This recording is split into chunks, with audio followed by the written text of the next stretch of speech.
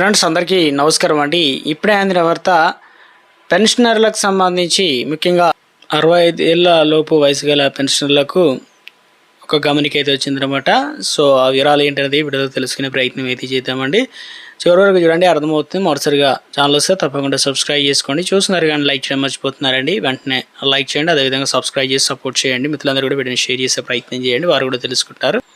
పెన్షనర్ల విషయం పైన ఎస్బీఐ హెచ్చరికలు జారీ చేసిందనమాట. ఎందుకంటే బ్యాంకు ఎట్టి పరిస్థితుల్లోనూ పెన్షన్లకు ఫోన్ అనేది చేయదనమాట. ఏ వివరాలు కూడా అడగదనమాట. కేవలం లావాదేవీలకు సంబంధించి ఎస్ఎంఎస్లు మాత్రమే వస్తాయన్నమాట. పెన్షన్ చెల్లింపుదారులు తొందరగా చేసేందుకు గాను పెన్షన్ పేమెంట్ ఆర్డర్ను పీపీఓ వెరిఫికేషన్ చేయాలని చెప్తూ ఉంటారనమాట.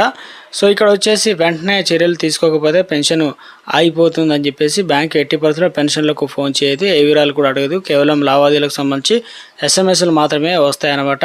సో ఇలాంటివి నమ్మవద్దు, ఎందుకంటే తెలియని మూలాల నుంచి వచ్చిన లింకులపైన క్లిక్ చేయవద్దు. యూజర్ నేమ్, పాస్వర్డ్ కూడా, ఏటీఎం ఇలాంటివి కూడా ఇవ్వకూడదు అనమాట. సెప్టెంబర్ 2022 నుంచి కొత్త ధరలు అమల్లోకి తీసుకురావడానికి జీఎస్టీ సర్దుబాటే కారణం. ప్రతి నెల కూడా 23 నుంచి మరుసటి రోజు నెల 22 వరకు ఐజీఎస్టీ అనగా ఇవన్నీ కూడా ముఖ్యంగా ఇలాంటివి పంపదనే విధంగా మనకు ఒక అప్డేట్ అయితే తీసుకొచ్చే ప్రయత్నం అయితే జరిగిందండి.